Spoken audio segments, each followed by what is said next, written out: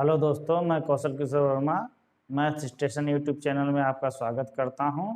इससे पहले मैंने परसेंटेज में काफ़ी पढ़ा दिया है और 4 पार्ट पढ़ा दिए हैं। अब इसके आगे आप 5वां पार्ट आज पढ़ाएंगे और आज थोड़ा सा लेवल और उठा के पढ़ाएंगे, लेवल और थोड़ा सा अच्छा पढ़ाएंगे। ठीक है, अब देखिए इसके आगे क्वेश्चन। ये क्वेश्चन देखिए, लिखा है किसी विद्यालय में लड़के तथा लड़कियों का अनुपात 3:2 है।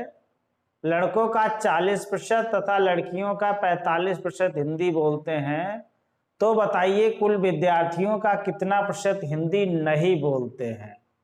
तो आपको कैसे करना है देख लीजिए। बॉयज और गर्ल्स का जो रेशियो है वो 3:2 है। ठीक है, आपको करना क्या है कि 3 में 40 से गुणा करिए, 2 में 45 से गुणा करिए और मान लीजिए 5 मतलब 3 और 2 टोटल 5 का x% नहीं बोलते। ठीक है, 5 का x% नहीं बोलते हैं, तो ये 40 तिया 120 हो जाएगा, ये 90 हो जाएगा, ये 5x हो जाएगा, ये जुड़ के शायद 210 हो जाएगा। 210 को 5 से तो कैलकुलेशन के लिए लिख रहे हैं, नहीं तो लिखने की कोई ज़रूरत नहीं होती है, क्या करें समझाना पड़ता है। ये 42 ये बोलते हैं, लेकिन हमसे आंसर जो पूछा गया है नहीं बोलने वालों का, तो जब नहीं हिंदी बोलते हैं उनका जो प्रतिशत हिंदी नहीं बोलने वाले 100 में से 42 घटा दीजिए, कितना आ जाएगा आपको 58%। ठीक है, लेकिन हमसे जब नहीं वाला पूछा गया है तो आप नहीं वाला सीधे लिख लेते, इस हाँ वाला लिखने की बजाय आप नहीं वाला लिख सकते थे। कैसे हो जाएगा देखिए, इसको मिटा दें, ये तो आप समझ गए होंगे।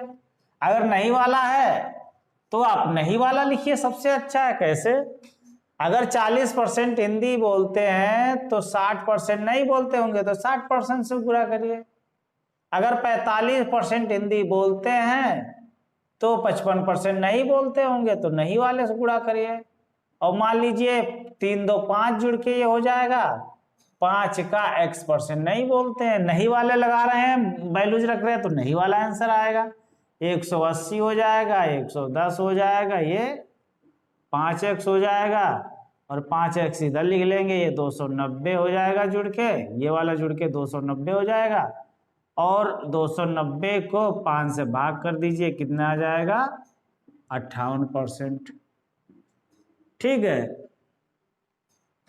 ठीक। लेकिन अगर सबसे पहले तो आप ऐसे लिख लीजिएगा, 3 लिखिएगा, 2 लिखिएगा। ठीक है, फिर लड़कों के नीचे लड़कों का प्रतिशत लिखना है और लड़कियों के नीचे लड़कियों का। कम जो ज्यादा वैल्यू जो उनको घटाना और कम वाली वैल्यू जोड़ना। या तो इसको जोड़ो तो ये 42 आएगा, या इसको घटाएंगे 45 में से 3 तो कितना आ जाएगा 42। अगर सेम वैल्यूज ऐसा करने पर आती हैं तो आप ये सब करने की जरूरत नहीं है, आप सीधे एक लाइन में आप आंसर ऐसे निकाल सकते हैं, कुछ भी करने की जरूरत नहीं है। अगर 42% बोलने वाले हैं तो इसका मतलब नहीं बोलने वाले कितने हो जाएंगे, 100 में से आप घटा दीजिए। ठीक है, नहीं बोलने वाला निकालना है तो 100 में से घटा दीजिए। 100 में से घटाएंगे कितना हो जाएगा आपका, वही हम लिखे दे रहे हैं, नहीं बोलने वाले 100 में से 42 घटा दीजिए, कितना हो जाएगा 58%। या हम सीधे नहीं वाला निकालना है तो नहीं वाली वैल्यूज भी तो रख सकते हैं। 60 यहाँ पे 60 रख दीजिए, 45 यहाँ 55 पे रख दीजिए। कम वाली वैल्यू जोड़नी है और ज्यादा वाली वैल्यूज घटानी है। ठीक, सेम आंसर आना चाहिए, तो ये देखिए 58 आ जाएगा और ये आ जाएगा जोड़ के 58 आ जाएगा। ठीक, तब भी आपका सीधा डायरेक्ट आंसर हो जाएगा, विद इन 2 सेकेंड भी नहीं लगेगा। लेकिन ये ध्यान रखना है कि अगर ऐसा करने पर बराबर आ रहा है तब तो ठीक, अदरवाइज वन लाइनर मेथड लगाएंगे। कभी कभी क्वेश्चन में ऐसा है, हमने कई क्वेश्चन देखे हैं जिनमें आपका इनको जोड़ने पर या इनको घटाने पर बराबर मान नहीं आता है। तो जब बराबर मान नहीं आएगा तो आपको फिर जो ऐसा इससे पहले जो मेथड बताया है एक लाइन में लिखने वाला, उसको आपको, और इस मेथड से जो बड़े बड़े क्वेश्चन होते हैं वो शॉर्ट होके कितनी जल्दी आसानी से आपके सॉल्व हो जाएंगे। ठीक है, इसके आगे देखिए क्वेश्चन, और भी अगला देखिए क्वेश्चन। ये क्वेश्चन देखिए, क्वेश्चन लिखा है किसी विद्यालय में लड़के और लड़कियों का अनुपात 5:3 है। लड़कों का 75% छात्रवृत्ति प्राप्त करते हैं जबकि लड़कियों का 17% छात्रवृत्ति नहीं प्राप्त करते हैं। तो बताइए विद्यालय में कितने प्रतिशत विद्यार्थियों का छात्रवृत्ति प्राप्त करते हैं। तो देखिए 5 लिखिए, यहाँ लिखिए 5 लिखिए, 3 लिखिए, इधर 75 लिखेंगे और इधर 83 लिखेंगे, क्योंकि हम 17% छात्रवृत्ति नहीं प्राप्त करते हैं। तो यहाँ पे जो 75 रखा है वो छात्रवृत्ति प्राप्त करने वाले हैं लड़कों के, और ये जो 17% दिया है ये नहीं प्राप्त करने वाले। इसका मतलब है 100 में से 17 घटाएंगे तो कितना लिखेंगे, 83 यहाँ लिखे दे रहे हैं। 100 में से 17 घटा के तब ये 83 वैल्यूज लिखी जाएगी। ठीक है, देखिए क्या ऐसे जोड़ने पर या घटाने पर बराबर ये घटाइए तो 78 आएगा, या इसको जोड़िए 78। तो आपको आगे करने की कोई जरूरत नहीं है, ऐसे आपका डायरेक्ट आंसर आ जाएगा। ठीक, देखिए 2 सेकंड का भी क्वेश्चन नहीं है। ठीक है, उस तरीके से भी निकल आएगा। आप ऐसे दूसरा मेथड जो अभी बताया था 5 गुणे, आप देखिए 75 से गुणा करने में टाइम लगेगा, तो आप छोटी और नहीं वाले से निकाल लीजिए। 25 से गुणा कर लीजिए नहीं वाली वैल्यू से, आसान पड़ेगा। 75 से गुणा करेंगे तो टाइम लगेगा। 3 गुणे 17 और ये 5 3 कितना हो जाएगा 8x। ये नहीं वाली वैल्यू से निकालिए। 125 और 51, 125 प्लस 51। ठीक है, 125 और 51 जुड़ के आ जाएगा आपका 276, और 276 को 8 से भाग कर दीजिए आके, तो कितना हो जाएगा 8 तिया 24,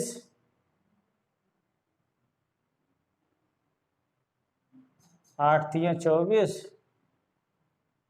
और कहीं जुड़ने में तो नहीं गलती आ रही है।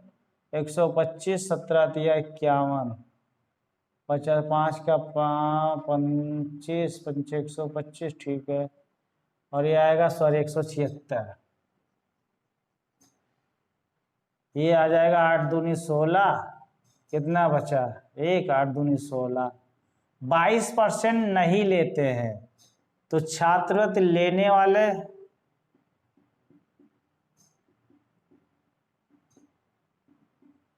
100 में से 22 घटा दीजिए, कितना आ जाएगा 78।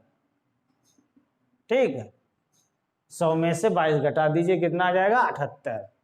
लेकिन अगर ये चीज इससे पहले जो अभी लिखा था, हमने कहा था कि अगर जोड़ने घटाने पे अगर वैल्यूज बराबर आ रही तो वही मेथड लगाएंगे, 2 सेकंड में सॉल्व हो जाएगा। इसमें एक चीज और बता रहे हैं, ये हमने 25 वाला इसलिए लिया कि अगर 25 और 5 और 75 की गुणा करते और फिर 83 17 में से 83 को गुणा करते 3 से, तो टाइम लगता है ज्यादा, इसलिए हमने नहीं वाले से आंसर निकाला। जैसे 5 का 75% अगर छात्रवृत्ति लेते हैं तो इसका मतलब है कि 25% नहीं लेते होंगे, तो छोटी वैल्यूज है। 3 का 70% सीधे सीधे बोला नहीं लेते हैं, तो आप नहीं वाले से कैलकुलेट, उससे भी आ जाएगा। दोनों से उधर वाले वैल्यू से आप कैलकुलेट करके देखिए कि आपका आंसर मैच कर रहा है, और नहीं मैच कर रहा है तो मेथड गलत है, अदरवाइज बहुत सही है। ठीक है, इसके आगे क्वेश्चन देखिए। ये क्वेश्चन देखिए, एक कार्य के मूल्य में 3 मदें सम्मिलित हैं, कच्चे माल का मूल्य, श्रमिकों पर व्यय तथा अतिरिक्त मदें। किसी वर्ष में इन मदों पर खर्च 4:3:2 के अनुपात में थे। अगले वर्ष कच्चे माल के मूल्य में 10% की वृद्धि हो गई, श्रमिकों पर व्यय 8% बढ़ गया तथा अतिरिक्त मदों पर व्यय 5% घट गया। एक कार के उत्पादन मूल्य में प्रतिशत वृद्धि ज्ञात कीजिए। तो देखिए, आपको ऐसा लग रहा है कि इतनी भाषा लिखी है, इतना बहुत बड़ा क्वेश्चन होगा, लेकिन हमने बताया कि अगर ऐसा क्वेश्चन कोई आता है जिसमें इसमें वैल्यू इसमें घट गई, इसमें बढ़ गई टोटल का, या किसी एक वैल्यूज में बोलेगा, इसी मान लीजिए ऐसा भी बोल देता कि 3 में कितने % की कमी हुई, इस टाइप के भी क्वेश्चन आगे करा देंगे। तो लिखिए कुछ नहीं करना है, 4, 3, 2 का अनुपात है, 4 में 8% की वृद्धि हुई है 10% की, तो 10 से गुणा, 3 में 8% की वृद्धि हुई है तो 8 से गुणा, ठीक है। और अगर कहा गया घट गई है तो अगर कहीं पर कम होने की बात होगी तो उसको माइनस में वैल्यूज रखेंगे, ठीक है। अगर कहीं पर भी ऐसा बोला जाता है कि वैल्यूज घट गई है या कम हो गई है तो वहां पर माइनस वैल्यूज उधर लिखेंगे, तो उसके बोर्ड में नीचे दिख जाएगा, तो हम इसको इधर लिख ही दे रहे हैं। और मान लीजिए कहा है कि कार के उत्पादन मूल्य में वृद्धि कहा है, तो कितना टोटल हो गया, 4, 3 और 2, मान लीजिए टोटल X% की वृद्धि हुई है बस। ये 4, 3, 7, 2, 9 हो जाएगा, ये 40 हो जाएगा, ये 24 हो जाएगा, ये 10 घट जाएगा, ये X हो जाएगा, ये जुड़ के टोटल ये 64 हो जाएगा, 64 में से 10 घट गया 54। तो 54 को अगर 9 से भाग करेंगे तो कितना आ जाएगा, 6% की कार के मूल्य में वृद्धि हो जाएगी। देखिए क्वेश्चन पढ़ने में तो इतना बड़ा लग रहा था, लेकिन इतना सिंपल सा क्वेश्चन है, एक लाइन में। वैसे तो ये तो हम लिखते हैं, वरना आप डायरेक्ट वहीं से कर सकते थे। 10 चौक 40, 8 या 24, 64 में से 10 घट गया 54, और 54 को अगर 9 से भाग कर दिया, जो ओरल क्वेश्चन था आपका, 54 को 9 से भाग कर देते 6% कार में वृद्धि आ जाती है। तो हम आपको समझाने के लिए सारा लिख रहे हैं, लेकिन ये मेथड बहुत अच्छा है। आपको कहीं पर भी इस टाइप के क्वेश्चन आते हैं जिसमें बोला जाए इसमें कमी, इसमें वृद्धि, इसमें वृद्धि टोटल का, या ये बोले टोटल में इतनी वृद्धि हो गई तो इसमें कितनी की गई, तो उसी पार्ट को x मान लेंगे और इस तरीके से आपका आसान उस टाइप के करा देंगे। अभी तो टोटल वाले क्वेश्चन हैं, टोटल वाले करा रहे हैं, लेकिन ऐसा भी हो सकता था ये कहता कि इसमें इतनी 40% की वृद्धि हो गई और इसमें 10% की कमी हो गई, टोटल में मूल्य में 6% की वृद्धि हो गई है, तो इस वाली मद में कितना % की वृद्धि हुई थी। इस टाइप से भी क्वेश्चन पूछ सकते हैं। तो आपको कुछ नहीं करना, जिसमें बोलना है उसे में गुणा कर देना है, आपको सीधा आंसर आ जाएगा, ठीक है। इसके आगे क्वेश्चन अभी बताएंगे। ये क्वेश्चन देखिए लिखा है, एक व्यक्ति अपनी आय का 75% खर्च करता है, उसकी आय में 20% की वृद्धि होने पर वह अपने खर्च में 10% की वृद्धि कर देता है, तो उसकी बचत में कितने % वृद्धि होगी, ठीक है। तो आपको कहने का मतलब है कि आय का 75% खर्च, देखिए आय जो मिलके बनी होती है, आय जो होती है वो खर्च और प्लस बचत से मिलके बनी होती है, ठीक है। तो आय अगर 100% है तो खर्च 75% करता है, इसका मतलब 25% की वृद्धि होती है, ठीक। कहा गया आय में 20% की वृद्धि हो जाती है तो 100 में 20 से गुणा कर दो। कहा वृद्धि में खर्च में 10% की होती है तो 10% से, और इसमें आपसे पूछा गया है, ये हो जाएगा 2000, ये हो जाएगा 750 प्लस 25x। 2000 में से 750 इधर से घटा दीजिए आके, 2000 में से 750 घटाइए, ये हो जाएगा 1250, और इसको अगर भाग करेंगे ये कितना हो जाएगा, 25 पंचे 125, 50% की, ठीक। लेकिन इससे कैलकुलेशन बढ़ गया आपका, अगर सारी वैल्यूज, ठीक है। आप ऐसा भी कर सकते थे कि आय बराबर होता है, लिखना नहीं एग्जाम में, इतना तो अंडरस्टूड है, ठीक। 75% अगर खर्च करता है तो 75 और 25 का अनुपात निकाल लीजिए, कितना हो जाएगा, 3:1। कहने का मतलब आय अगर 4 है, ये जुड़ के आय हो जाएगी, और ये हो जाएगा आपका 3, और ये हो जाएगा 1। ठीक, तो इतना सब कुछ ये इधर, वैसे इधर समझा देते हैं, चलो लिख के इधर थोड़ा सा समझा देते हैं। आय बराबर जो होता है वो खर्च प्लस बचत होती है। आय अगर 100% है, इसमें आप अलग निकाल लीजिए। देखिए 75 खर्च करते हैं तो 25 बचेगा, इसका अनुपात 3:1, मतलब 3 खर्च करता है तो 1 बचत करता है, टोटल मिला के 4। ठीक, कहा गया 4 में 20% की वृद्धि करता है तो 20 से गुणा करो, इसमें 10% की वृद्धि करता है तो 10 से गुणा करो, इसमें पूछा गया है तो इसमें 1 से गुणा कर लो। ये देखिए 80 हो गया, और ये 30 इधर आके घट जाएगा।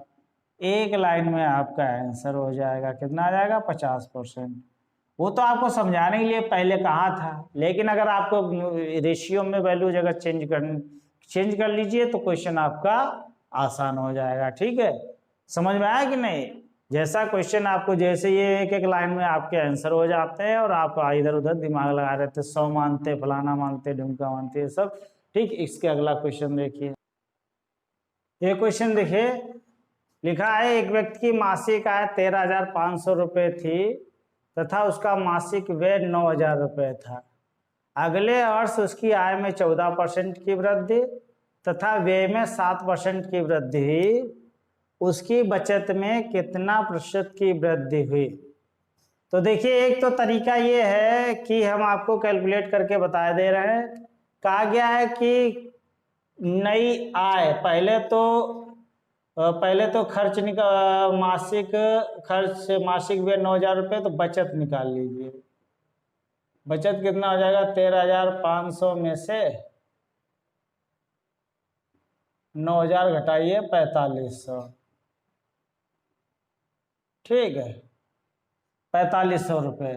तो फिर नई आय निकालिए, नई आय।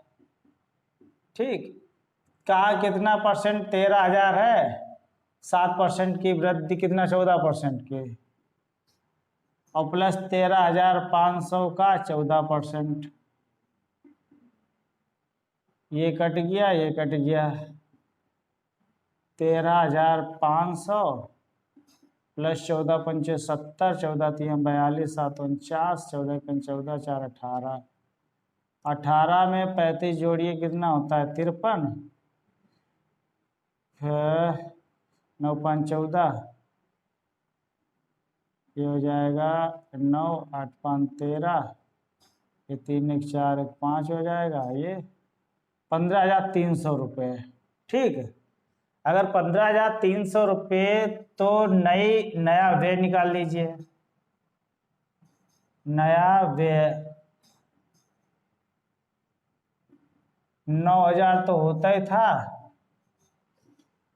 9,000 का 7% और जोड़ दीजिए, ये हो जाएगा 9 7 63, 9,630। ठीक, ऐसे ही नया खर्च निकाल लीजिए। नया व्यय या खर्च, बात वही है। ये हो जाएगा कितना? 15,390 में से 9,630 घटाइए तो 60 में से 30, 9,630, 30 90 में से घटा 30, तो ये कितना हो जाएगा? 60, और ये हो जाएगा 57। ठीक, तो देखिए पहले 4,500 रुपये बचत थी, सॉरी बचत है नहीं, बचत। ठीक, बाद में 5760 रुपये होने लगी, तो वृद्धि कितनी हो गई? इसको मिटा दें। ठीक है, बाकी वीडियो में रिवर्स करके देख लेना। कितना आ जाएगा? बचत में वृद्धि, बचत में वृद्धि कितना आ जाएगा? 5760 में से 4500 पहले वाले घटा दीजिए, 1260 रुपए की, लेकिन हमें प्रतिशत में पूछा है, तो प्रतिशत वृद्धि हो जाएगी 1260 रुपए की वृद्धि कितने से, 4500 से बढ़ के तब 5700 हुई थी। 5700 पर परसेंटेज नहीं निकाला जाएगा, 4500 पर निकलेगा। ये जीरो से जीरो कट गया और 15 अट्ठे 120 हो जाएगा, और कितना 15 चक्कू 60, 4 और ये 3 और 3 से काट दिया 28% आ गया। आपको ये नहीं लगता कितना बड़ा क्वेश्चन हो गया है? इतना टाइम नहीं होता है एसएससी वगैरह जो कि पूछा गया है क्वेश्चन। तो इसका मतलब है कि ये तो हमने सिर्फ आपको समझाने के लिए बताया है। इस तरीके से एग्जाम में क्वेश्चन आपको नहीं करना है। एग्जाम में कैसे करना है, तो देखिए आपको क्या करना है, 9000 रुपये व्यय करता है, 4500 बचाता है, इसका अनुपात निकाल लीजिए, किसका, व्यय और बचत का। या आप व्यय आय और उसका निकाल लीजिए अनुपात, बात वही है, कोई फर्क नहीं। यहां पर भी लिखे दे रहे हैं, जो दिया गया है उसका भी निकाल सकते हैं, आय और व्यय का। 13,500 अनुपात 9,000, 15 से 15 ने में 135, 15 से काटेंगे 900 आएगा, और ये 15 छक्का ये 600 आएगा, और भी कट जाएगा कितने से, 30 तियां 90, ठीक, और ये आ जाएगा 30 दूनी 60, और कट के आ गया 3 अनुपात 2, ठीक है। 3 अनुपात, यहाँ पर भी आप ऐसे काट सकते हैं, 45 दूना 90, 45 सेकंड 45, बात वही है। यहाँ कैसे निकालेंगे, कहा गया है कि आय में, तो आय ये जुड़ के 3 हो जाएगी, 3 में 14% की वृद्धि, तो 14 से गुणा करिए। वे 2 है, 2 में कहा गया 7% की वृद्धि, 7 है। आय है 1 में x% की वृद्धि, ये 42 हो गया, और 42 में से इधर 14 घटा दीजिए आके, और देखिए कितना एक लाइन में आंसर आपका 28% आ गया। उस तरीके से आपको क्वेश्चन नहीं करना था, वो तो आपको डराने के लिए बताया है, क्योंकि एग्जाम का आपको पता है कि डरना जरूरी है, इसलिए डराना पड़ता है। तो समझाने के लिए आप यहां से भी कर सकते हैं। कैसे, कहा गया है कि आय में 14 तो 3, व्यय में 2 तो 7, और आय में से व्यय घटा दीजिए तो 1, वही बात वही है, ठीक, आता शब्द वही लिख के। इसलिए आप चाहे इसका व्यय करके आप अनुपात निकाल के करिए, या व्यय और बचत का अनुपात निकाल लीजिए, बात वही लिखना है आपको उसी तरीके से, ठीक है। तो इस तरीके देखिए कितने बड़े बड़े जो क्वेश्चन होते हैं वो एक लाइन में किस तरीके से आपके आंसर आते हैं। आप इनको अगर प्रैक्टिस कर डालेंगे तो एसएससी में चाहे आपका मेंस का हो चाहे जो हो एग्जाम, आपके एक एक लाइन में इस तरीके से आपको आंसर। आप चिंता मत करिए, आप बस मेरे साथ रहिए, मेरे चैनल को सब्सक्राइब कर लीजिए, फिर हम आपको सारे टॉपिक अलजेब्रा ट्रिग्नोमेट्री कैसे आपको बिना पेन चलाए हुए, आप चलाना भी है तो सिर्फ और सिर्फ आपको एक लाइन में थोड़ा बहुत, वैसे तो आपके अगर कैलकुलेशन है तब तो लिखना ही नहीं है, कुछ भी कोई ज़रूरत नहीं है, बस आपके प्रैक्टिस पर होता है कि आप कितना कैलकुलेशन अपने आप फास्ट कर लेते हैं, आपका आंसर आएगा, ठीक। एक आधा और क्वेश्चन देख लीजिए। ये क्वेश्चन देखिए, लिखा है गांव में पुरुष तथा महिलाएं, पुरुष कामा महिलाएं तथा बच्चे 11:9:5 के अनुपात में हैं। यदि 80% पुरुष साक्षर हों, 30% महिलाएं निरक्षर हों तथा 90% बच्चे साक्षर हों, तो उस गांव की निरक्षरता का प्रतिशत ज्ञात कीजिए, ठीक है।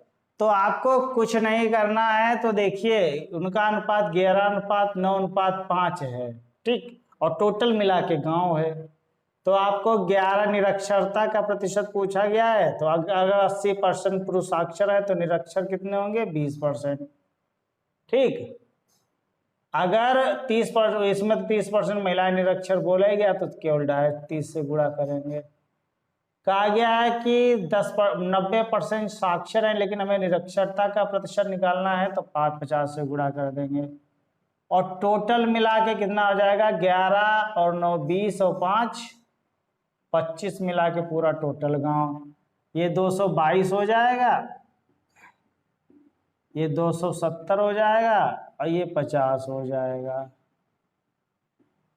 ये जुड़ के 490 और 540 ही होगा। 5 10 50 हो जाएगा। ये 11 20 11 दूनी 22 220 हो जाएगा। और 90 30% महिला है, निरक्षर है, तो 9 27 270 हो जाएगा। और ये हो गया 440 490 और 540। चलो भाग करो, कितना हो जाएगा, 540 को 25 से भाग करेंगे तो पूरा पूरा तो नहीं कट रहा शायद। चलिए कितना आ जाएगा आपका, 5 से काट लो। अच्छा पहले 5 एकन 5, 108/5, 5 दूनी 10, 5 एकन 5। ये आपका आंसर आ जाएगा। ठीक, देखिए कितना क्वेश्चन सिंपल है। ठीक, इस तरीके से एक लाइन में आंसर होते हैं। अगला क्वेश्चन देखिए। ये क्वेश्चन देखिए, लिखा है एक मिश्रण में 20% जल है तथा एक अन्य मिश्रण जिसमें 35% जल है। एक गिलास को 5 भाग पहले द्रव से तथा 10 भाग दूसरे द्रव से भर दिया जाता है, तो नए मिश्रण में जल का प्रतिशत कितना है। कहने का मतलब है एक 5 पार्ट है और एक दूसरा 10 पार्ट है। पहले 5 पार्ट में 20% जल है तो 20 से गुणा कर दो। 10 वाले में 35% तो 35 से गुणा कर दो। टोटल मिला के कितना है, 15 भाग। पूरे में पूछा गया ना नए मिश्रण में। ये हो जाएगा 100, ये हो जाएगा 350, ये 15 जुड़ के कितना हो जाएगा 450। और 450 को इधर आके 15 से भाग कर दीजिए। 15 3 45, कितना हो जाएगा आंसर, 30%। सीधा एक लाइन में आपका आंसर हो जाएगा। ठीक है, इस तरीके से सिंपल सिंपल क्वेश्चन होते हैं जो लगते देखने में बहुत बड़े, लेकिन अगर आपने ये मेथड नहीं पढ़े तो आपको बहुत कठिन लगेंगे। ठीक, अगला क्वेश्चन देखिए। ये क्वेश्चन देखिए, लिखा है खाद्य पदार्थ का मूल्य 10% बढ़ गया है तथा अन्य उपभोग की वस्तुओं का मूल्य भी 15% बढ़ जाता है। यदि किसी कर्मचारी का खाद्य पदार्थ एवं अन्य उपभोग की वस्तुओं पर खर्च का अनुपात 2:5 हो तथा उसका वर्तमान वेतन 3500 रुपये हो, तो उसके वेतन में कितनी प्रतिशत वृद्धि होनी चाहिए, कितनी वृद्धि होनी चाहिए, प्रतिशत नहीं, ताकि वह पहले स्तर पर ही उपभोग कर सके। उसका कहने का मतलब है कि खाद्य पदार्थ और अन्य चीजें, तो खाद्य पदार्थ पर 2 खत्म करता है तो अन्य चीजों पर 5। 3500 रुपया उसका है, क्योंकि अब खर्चा बढ़ गया है, चीजें रेट बढ़ गया है, मूल्य बढ़ गया है, तो चीजें कम मिलेगी। लेकिन कहा कि कितना और सैलरी उसकी वेतन और बढ़ जाए कि जितना पहले ये लोग खाते पीते थे, उपभोग करते थे, उतना ही होना चाहिए। ठीक है, तो आपको इसमें लग रहा होगा कि उसका तरीका ये भी है कि पहले 3500 को उसमें तोड़ो। ठीक है, 2 तरीके बताए दे रहे हैं। सबसे पहले तो 3500 रुपये के तोड़ो अगर, तो खाद्य पदार्थ यहां पे लिख देते हैं, खाद्य पदार्थ पर खर्च कितना, 3500 अनुपात में तोड़ा जाता है 2 और नीचे दोनों का सम, ये आ गया 1000 रुपये। तो अन्य पर कितना हो जाएगा, अन्य पर खर्च 2500 रुपये। ठीक है, तो अब खर्च इधर लिखे दे रहे हैं। अब खर्च कहा गया है कि इसमें 10% की वृद्धि हो गई है तो 110 रुपया खत्म होगा। एक ही बार निकाल लो, या क्या जरूरत है एक बार निकाल के, या खर्चे में वृद्धि निकाल लो, केवल डायरेक्ट खर्चे में वृद्धि। तो 10% की वृद्धि हो गई है तो इसमें 10% निकाल दो। और 2500 वाले में कितना 15% की वृद्धि हो गई है, तो 15% ये कट गया, ये कट गया, ये 100 रुपया आ गया, 15 दूनी 30, 375, ये टोटल मिला के 475 रुपये और बढ़ा दिए जाए तो जितना बढ़ा है रेट उतना खरीदने लगेंगे। ठीक, एक तो ये तरीका है। दूसरा आप ये भी कर सकते हैं, आप दूसरा वाला मेथड बता दे रहे हैं। दूसरा आप ये भी कर सकते हैं कि प्रतिशत वृद्धि खर्च में, प्रतिशत खर्च में प्रतिशत वृद्धि, 2 का 10, 5 का 15, ठीक, और टोटल मिला के 7 का मान लीजिए x% की वृद्धि होगी। ये 10 हो गया, ये 75 हो गया, और ये हो गया 7, ये हो गया 85/7%। ठीक, तो खर्च में वृद्धि कैसे हो जाएगा, 3500 रुपये का 85/7%। ये 0 से 0, 7 पचे 35, 5 अठे 40, 5 25, तो ये किसे 15 अपना 75, 15 दूनी 30, 7 37, और यहाँ पर आएगा 15/7%। तो ये 2 से 2 घट गया, 7 पचे 35, 5 25 का 2, 5, 5 अठे 40, 2 42, यहाँ तो 425, और उधर से 2500 का 15% की वृद्धि हुई है ना, 15 अपना 75 और 10 दूनी 20, सॉरी ये देखिए 20, यहाँ पे 95/7%, 5 45 और 2 47। आप इस तरीके से भी कर सकते हैं, चाहे वो करिए या ये मेथड करिए, दोनों आपको कारगर हैं। ठीक है, इस तरीके से आप इनके आंसर निकाल सकते हैं। इसके आगे अभी रह गया है टॉपिक आपका जनसंख्या पर आधारित प्रश्न और नेतागिरी के, जो चुनाव वाले इलेक्शन वाले होते हैं। ठीक है, वो है। और उसके बाद अभी जैसे सूखे फल से इस टाइप के जो क्वेश्चन आते हैं, या कंपनी वाला 4 पर 10,000 से ऊपर 4 पर, इस टाइप के रह गए हैं, तो वो भी आपको अगले लेक्चर में आपको पूरा पढ़ा दिया जाएगा। और हमारे चैनल को आप जरूर लाइक और सब्सक्राइब कर दीजिएगा, ताकि हमें जो है 1000 सब्सक्राइबर अगर हमारे हो जाते हैं तो हम आपको फिर लाइव क्लास भी उपलब्ध करा सकते हैं। वैसे भी करा सकते हैं, लेकिन हम अभी हमारे पास इतना सब कुछ हम नहीं अरेंज किए हैं, तो हम अभी वीडियो ही बना के डालते हैं। उसके बाद हम सारा अरेंजमेंट करके हम फिर लाइव क्लास भी ले सके। हमारे चैनल को लाइक और सब्सक्राइब जरूर कर लीजिएगा, ताकि उसका जो है आपको नोटिफिकेशन जल्दी से जल्दी मिले और आप हमारी क्लास को अच्छे से एंजॉय कर सके। ठीक है, चलिए, थैंक यू क्लास।